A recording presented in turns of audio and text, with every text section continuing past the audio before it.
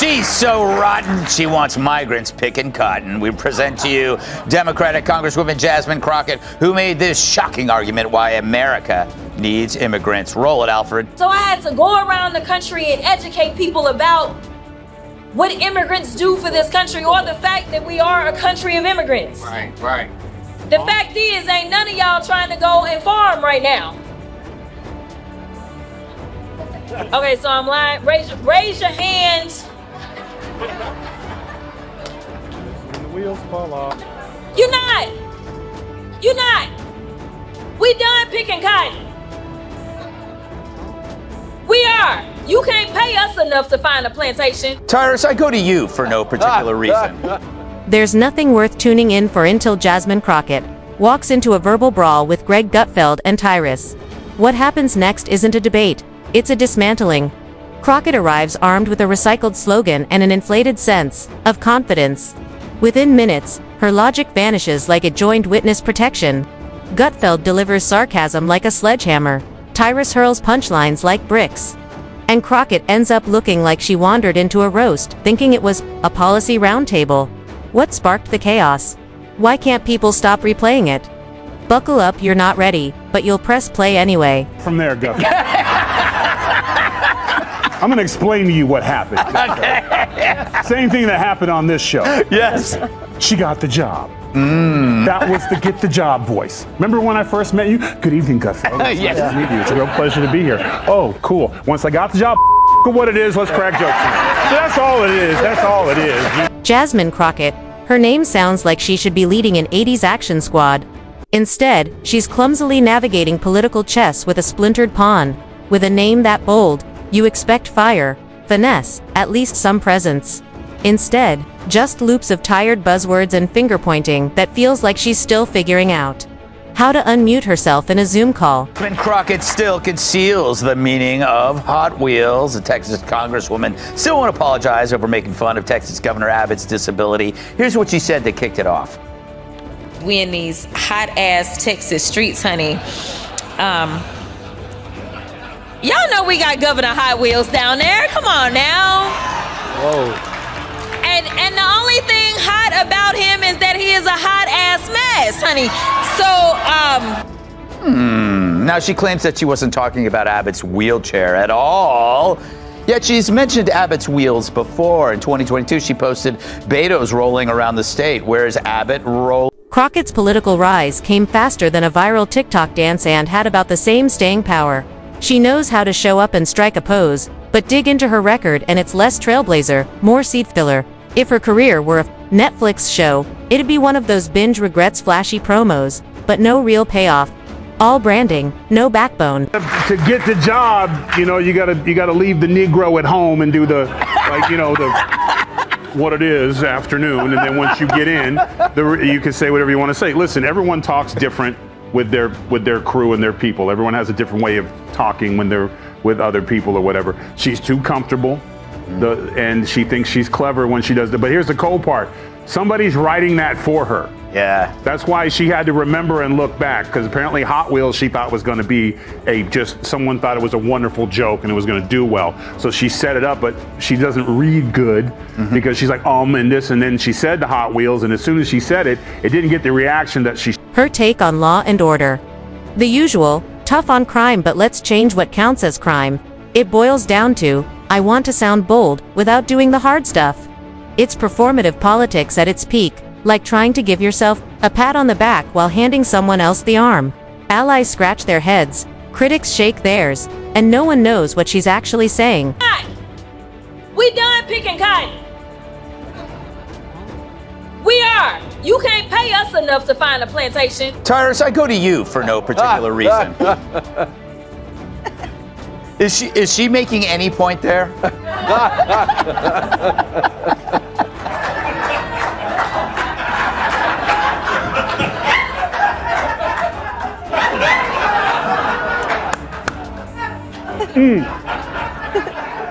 Like this makes me wish my mom made different father choices. Then come the speeches. Picture a soggy tortilla stuffed with buzzwords, bland optimism, and a sprinkle of woke-like jargon. That's her political cuisine. Half the time, it's unclear if she's campaigning for office or auditioning to be a wellness influencer. Each line teeters between namaste and vibe check this crisis. This is why when white people write black slang, weird happens. Yeah. And this is what happens. Well, Like, if I wanted to get ethnic on somebody, I wouldn't call Joe and be like, "Hey Joe, write me some hood." No offense, Tyrus, I get right to it. Gee Willikers, that's not the guy. What? That doesn't sound like Joe Mackey? But Crockett doesn't stop at limp speeches. She's got a full buffet of progressive policies that collapse under scrutiny. Her crime reform agenda. Noble in theory, chaotic in practice, like tossing confetti into a hurricane. Instead of fixing the system, she's poking holes in it. And her legislation. All dazzle, no substance. Think party favors, loud, short-lived, and quickly forgotten. She's less a lawmaker than a headline generator. If legacy is built on real change, she's still sketching hashtags in the margins. Her social media, a masterclass in looking busy, while achieving nothing. Hashtag activist, photo ready, always outraged at, curiously unaccountable. Watching her online is like binging a soap opera, high drama, no development, and somehow stuck in an endless loop. Is that he is a hot mess, honey. Of course, Crockett now claims Hot Wheels was about shipping migrants out of the state. Don't you get that? Not the governor's condition. If only there was video that perfectly encapsulates the liberal inability to land a lick on MAGA. Turns out we have one. Roll it, Bjorn. He's a racist. How can I be racist? He's a racist. If you voted for Trump, you're a racist. I hope you enjoy the hat. Oh, she tried to attack her. She just... And Tyrus, he doesn't just come to play, he comes to flatten. Watching him square off with Crockett is like watching a heavyweight knock out someone who thought they were showing up for a yoga class. It's not a contest. She's floored by facts, contradictions, and the inconvenient truth of her record. She says she stands for the people, but really, she's perched on whatever hashtag trends that day. It's the oldest trick in politics. Talk like a revolutionary, act like a brand manager. She rails against the system while gaming it for followers. She's that student who volunteers first, then ghosts when it's time to deliver. All theater, no action. If you want fiery speeches that actually become policy, keep scrolling. Jasmine Crockett is political performance art, dramatic, hollow, and built for clicks. Dana, Governor Hot Wheels. She claims that it had nothing to do with the fact that he actually moves by wheels in a wheelchair, and he's good looking. Her cleanup was worse. That was one of the worst things I've ever seen. It was super dumb. So basically she's saying, I didn't do it. And even I did do it, though, we're the victim. Stick around long enough, and Crockett starts sounding like justice is a boutique product. Just click, share, and watch inequality vanish. She tosses out terms like equity, systemic reform, and community-led solutions like they're magic incantations, but press her for a plan, and the spell breaks. Her version of reform is like rearranging deck chairs on the Titanic style over substance. Voters craving clarity and consistency get whiplash watching her pivot between defund the police and common sense crime reform. Spoiler alert, common sense doesn't mean contradicting yourself in the same sentence. One day she's the rebel outsider. The next, she's clinking glasses with party elites. It's not identity whiplash.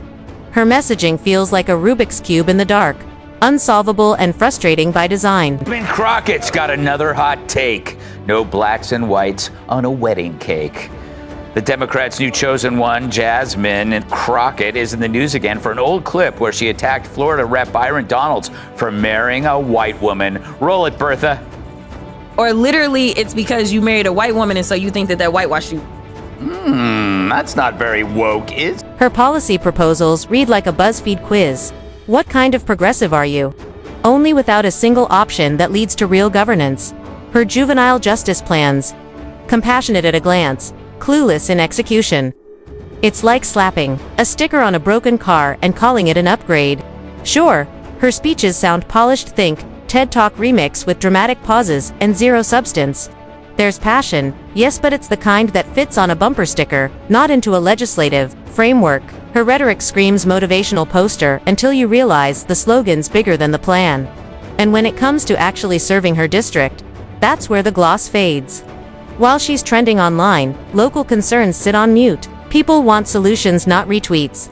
But Crockett seems more invested in building a brand than building policy. Of course, Crockett isn't the only Democrat who's opposed to interracial marriage, or else more Democrats would have voted for this one. Racist! Tyrus, I go to you for no apparent reason.